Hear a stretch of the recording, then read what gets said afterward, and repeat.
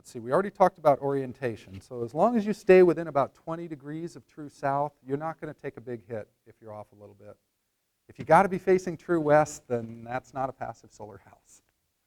You want to have your long side facing south.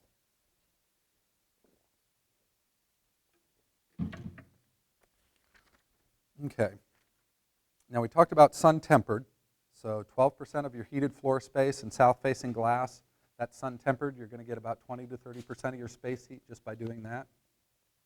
Once you get above 12%, on a sunny day, the place is going to overheat. So the reason you add thermal storage mass is to soak up that daytime heat and give you heat at night. And everything has heat storage capacity. Some things are better than others, but what you're looking for is something that takes a lot of energy to warm it up, and then it doesn't take forever to give it back to you. It's kind of nice to see the pictures of all these different systems, and then we can talk about how to size the thermal mass, because there's a few steps to doing this. You want to start off by figuring out about what percentage you want, and then after you've got a percentage figured out, say you want to get 40% of your space heat from the sun, and then you figure out how much glass you need to supply in order to get that percentage. So you figure out how much glass you need, and then depending on the type of system that you're using, that tells you how much mass you need. And the mass is expressed in mass to glass ratio. So you just first start out with how many square feet of glass you've got, then how many square feet of mass, and then you go to how many cubic feet of mass, because depending on the material, you need surface area, but you also need just volume. One of the reasons that I like water so much for thermal storage mass is that it takes about 1/3 the volume of water to store the same amount of heat as it does concrete. And that's because water has a much higher thermal capacity. It takes a lot more energy to heat 1 pound of water than it does 1 pound of concrete. And so we'll talk about heat storage right now. So when you're talking about heat storage, we've got a couple things that are important here. There's specific heat, and that is amount of energy to raise 1 pound 1 degree Fahrenheit. So where do we know that number from? That's BTU, yeah. So we'll start off with water. So that is 1. And then we have density. Is the next thing we have to look at.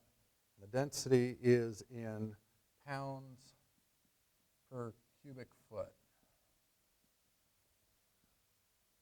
Try and keep this looking like a chart. And then you multiply these two, and you get heat capacity.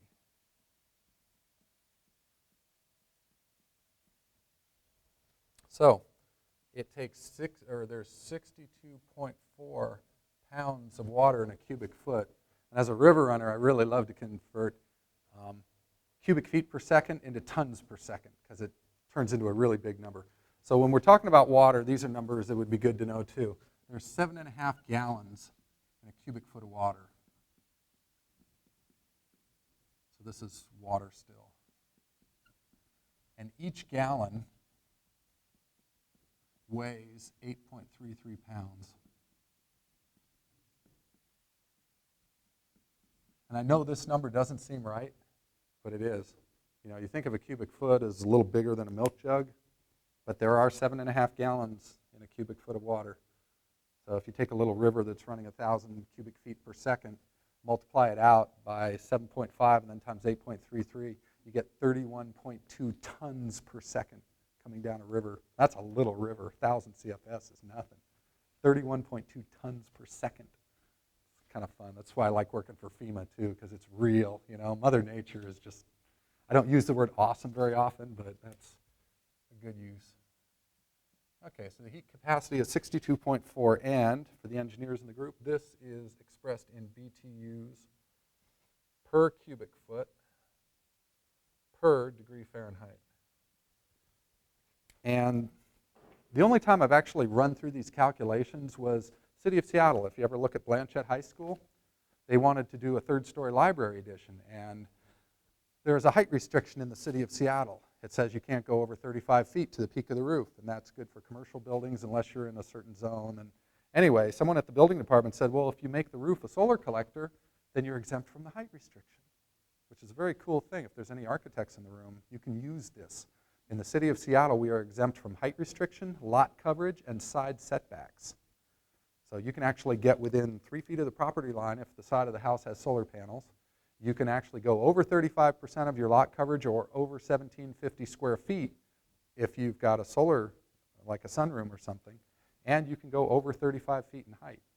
So the architect said, cool. So he drew this thing up. It started out as a flat roof, and he decided he was going to put a big clear story on here. Clear story is south-facing glass, and it's facing south.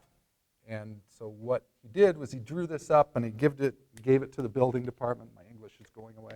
He gave it to the building department, and someone at the building department said, well, yeah, you can do that, but the other part of this code says you've got to prove you're storing all the heat you're collecting through this thing. In fact, the requirement is 45 BTUs per square foot of glass, SVG is south vertical glass, per degree Fahrenheit. And I think that's all. And so they called all the big mechanical firms, and they went solar mass? I don't know. And they called me, and I did the calculations and actually proved that the books in the library were actually adequate solar mass.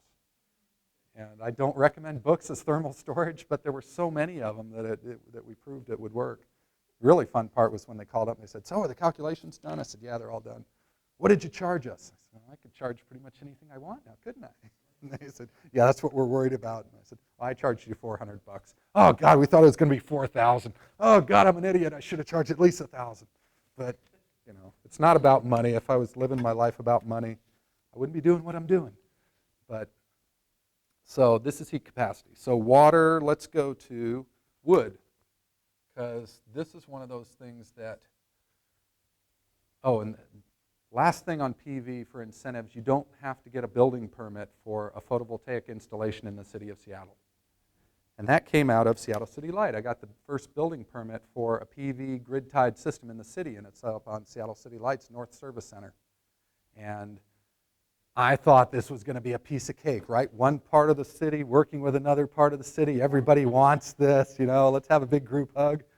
53 hours to get a building permit for a lousy 1 kilowatt system sitting on the roof of a commercial structure that used to have a 4,000-pound chiller unit sitting on these steel I-beams. It was nuts. I had to show these loads going all the way down to the ground. So I had to get all the drawings for the building. I had to prove that this steel I-beam that used to have a 4,000-pound chiller sitting on top of it was adequate. It wasn't going to blow off the roof. It was just insane. So what happened, the good thing that came out of it was at the end, we went back to the building department with the permit and said, look, it costs $4,000 to get a permit for a $9,000 system. This is crazy. So let's come to an agreement. And they said, well, yeah, we've reviewed your engineer's report, and we decided that any system weighing less than 500 pounds doesn't require an engineer's stamp. And we said, how about a system weighing less than 1,000? The weight of these PV systems per square foot is less than a layer of composition shingles. A 3x5 panel weighs about 38 pounds. So it's nothing, And so they said, okay, 1,000 pounds. No building permit required. You have to get an electrical permit, but no building permit. So anyway, back to this. Usually there's somebody in the room that says, what do you think of log cabins? They have this great thermal mass. They've got their own section in the energy code. Sounds like a good thing, right? Well, wood does have thermal storage capacity, but wood is actually a better insulator than a conductor. And the truth is that a log cabin, you could build 10 stick-built houses with the same amount of wood, and they would all be more energy efficient. The reason that log cabins have their own section in the energy code is because they can't meet the normal energy code. Whenever you're looking at alternative systems like log houses, insulated concrete forms, straw bale, ask them when they're giving you an R value whether it's a static R value or a dynamic R value. Static R value just has a temperature difference between inside and outside. How fast does the heat move from one to the other? Dynamic R value has to do with the mass of the wall, and it's gaining heat during the day, and how long does it take to cool off at night. Now, if you've got a 40-degree temperature difference between day and night, like in the desert, that dynamic R value is very relevant. In a climate like this, where we might have 10 or 20 degrees difference, doesn't mean squat. So don't take anybody's word about R value if it's dynamic R value. Same thing with log cabins. That's the reason they have their own section in the code. They had a good lobby, but diurnal temperature swings are not a big issue here. On the east side of the mountains, that's a little different. Oh, cool. Thank you. All right, so wood, and this is actually oak, if you want to know what kind of wood. 0.57, 47 pounds per cubic foot, and that gives us 26.8. So you can see the heat capacity is not all that great. Let's use air. This is a good one. This is the way most of us heat our houses. Let's see the heat capacity of air. 0.24, 0.075, 0.018. So this is not the best way to heat your house. All right, concrete. This is a good mass material. Concrete is 0.156. You can see the specific heat of concrete is not that great. It takes very little energy to heat 1 pound of concrete 1 degree because it conducts so well. But the density is 144 pounds per cubic foot, so it comes out to be 22. But you can still see it's about a third of what this is.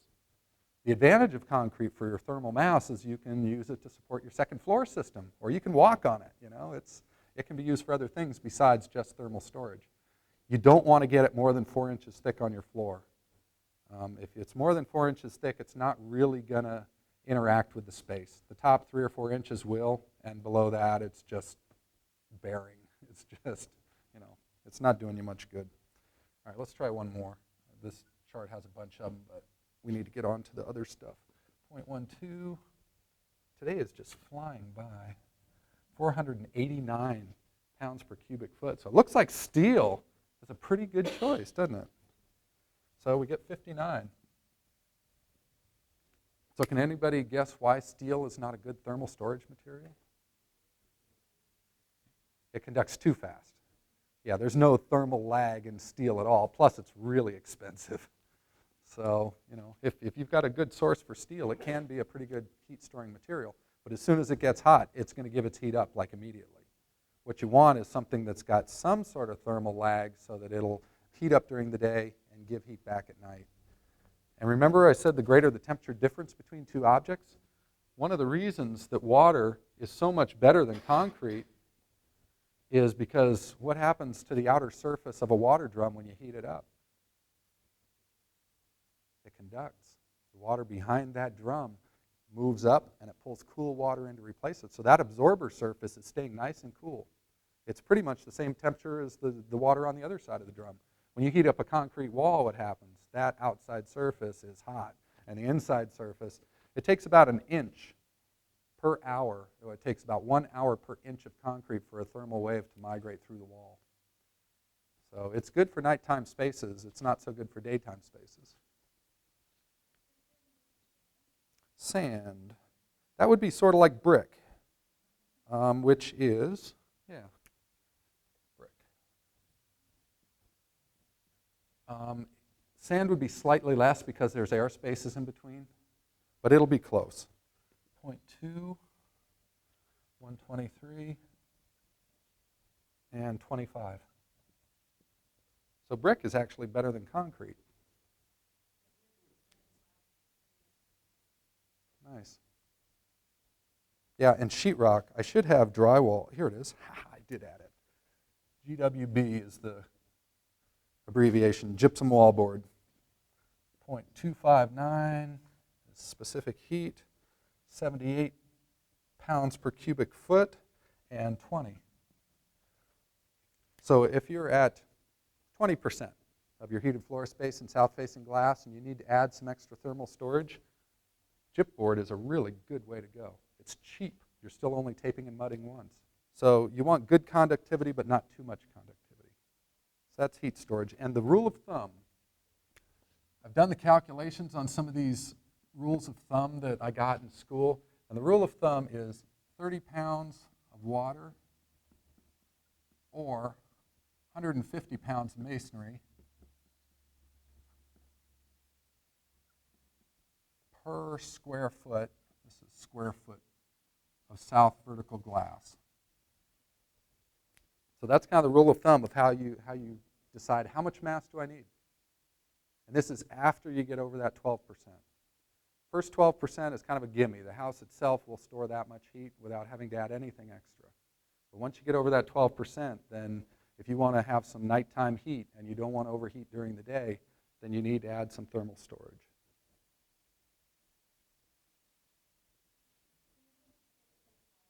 Sure. Clay tile is, oh, I thought I could. I have the density. Density is 85. And I'm guessing the heat capacity, or the specific heat, let's see, it's better than gypsum. It's not as good as concrete. Oh, I'm sorry, I don't have the other two numbers. That's kind of weird. All of this stuff is in Ed Masria's book, Passive Solar Energy book. And also, if you ever want to know about heat capacity or anything having to do with heat transfer, you can go to ASHRAE. ASHRAE. It's probably ashrae.org. It's the American Society of Heating, Refrigeration, and Air Conditioning Engineers. So that is the national trade organization for heat transfer. This is what all the mechanical engineers belong to. ASHRAE. And actually, these numbers came right out of there. Also, they do. Yeah, ASHRAE is a neat site, actually. Yeah, I believe it.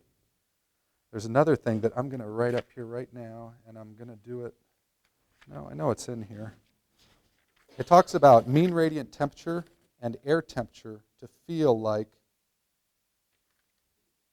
you're 70 degrees. There it is. And this came right out of ASHRAE too. Okay, so this is radiant temperature. So when they say mean, it just means the average of all the things you're inside of. Radiant temperature and air temperature. And this is to feel 70 degrees. So when the radiant temperature of everything around you is 65, the air temperature needs to be 77 in order to feel 70 degrees. When your air temperature is, when your radiant temperature is at 68, the radiant temperature has to be 73 in order to feel 70. Radiant temperature is 70, air temperature is 70, you feel 70. Now this is where it starts getting cool. Radiant temperature is 74. You can have the air temperature down to 65.8, so call it 66. Radiant temperature is up to 77. Air temperature is down to 60. By the time you get up here to radiant temperature is 80 degrees, your air temperature can be down at 56. And you're still going to feel like it's 70 degrees in that house. And if you've ever been in a good passive solar house, this works. Like when I went to school in Albuquerque, we did a field trip out to this little sunroom. And it was about 40-something degrees and cloudy outside the day we went. And we walked in and left the door open. We were there for over an hour. And, you know, it cooled off some, and I forgot my coat. And so we ran down to the bus, and I ran back up the hill. And they'd had the door closed for like 2 minutes. And I walked in there, and it was 70-something degrees in that sunroom. Because the air temperature made no difference at all. Once they closed the door, the air temperature just jumped right back up because everything inside that sunroom was 80 degrees. So it's amazing. You can keep the air cooler.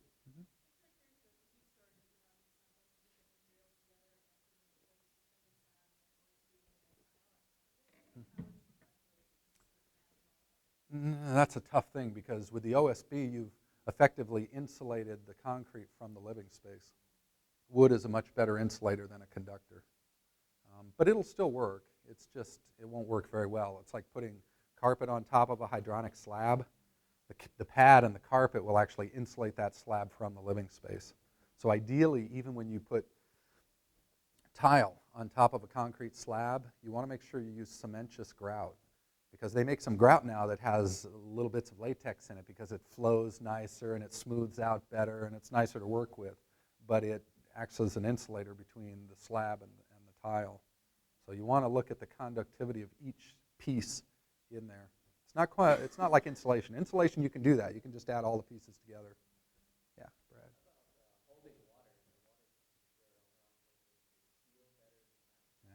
That's a great question.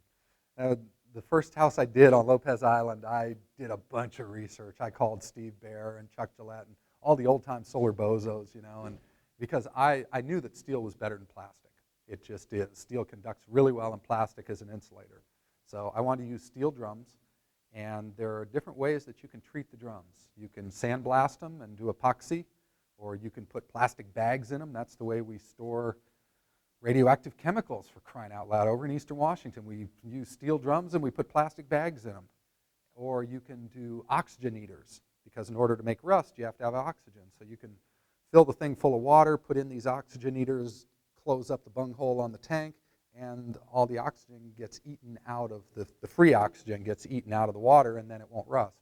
Well, I asked like 4 different people all these different questions and thought I was going to impress the hell out of them.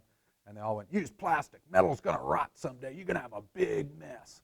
All it takes is one little pinhole. It's going to rust. You're going to have a living room full of water. Don't use metal. And they were speaking from experience, because in the 70s, they were using steel culverts and they were using 55-gallon steel drums. And eventually, it's going to rust.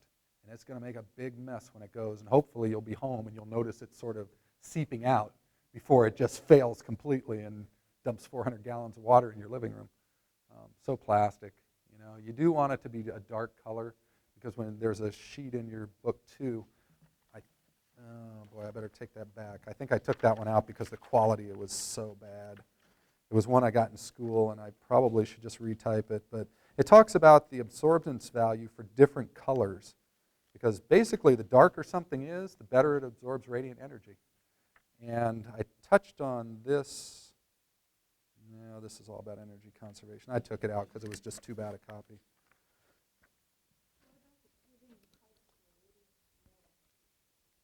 Cross-linked polyethylene with an oxygen barrier. Make sure it's got a little layer of aluminum in there, because otherwise air is going to migrate into the piping. So Kitech is my favorite. It does the same thing as Wurzbo, and it's half the cost. But when we're talking about color, yeah.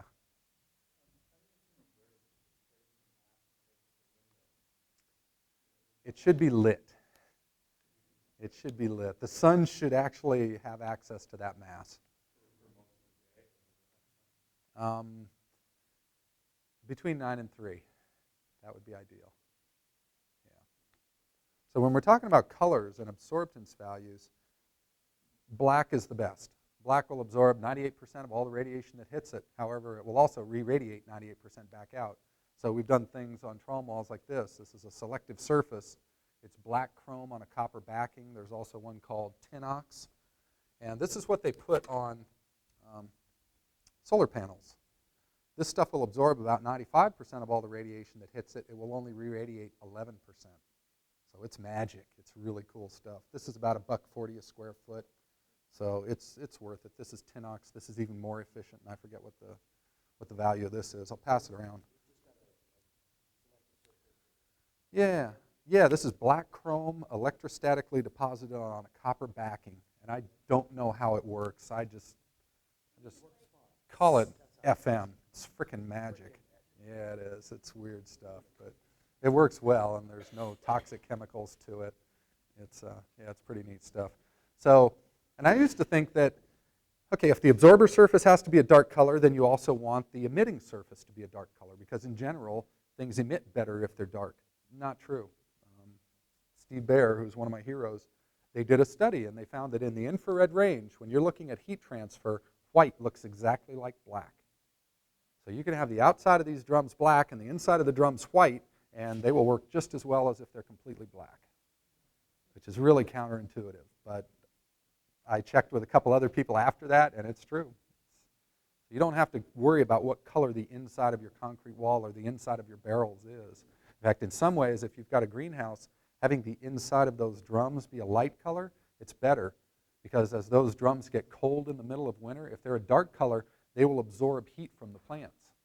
If it's a light color, they won't. The house on Lopez would be a good example for you. What we did with that house, it had a crawl space, and we set the barrels on a little concrete slab on grade, 16 inches below finished floor.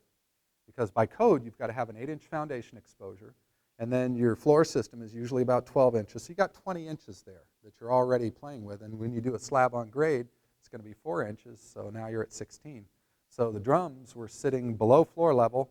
That put the window seat right at about 2 feet, which is a great height for a window seat, but you're still looking at the tops of the drums. And so the warmest water is in the top of the drum. And it was funny because the owner kept calling me up after they got the drums installed, which you do last, by the way, because they're 400 pounds apiece. Once you get the water in them, they're not going anywhere. And she was looking at these drums, and they were black, and they were ugly, and they were $10 a piece.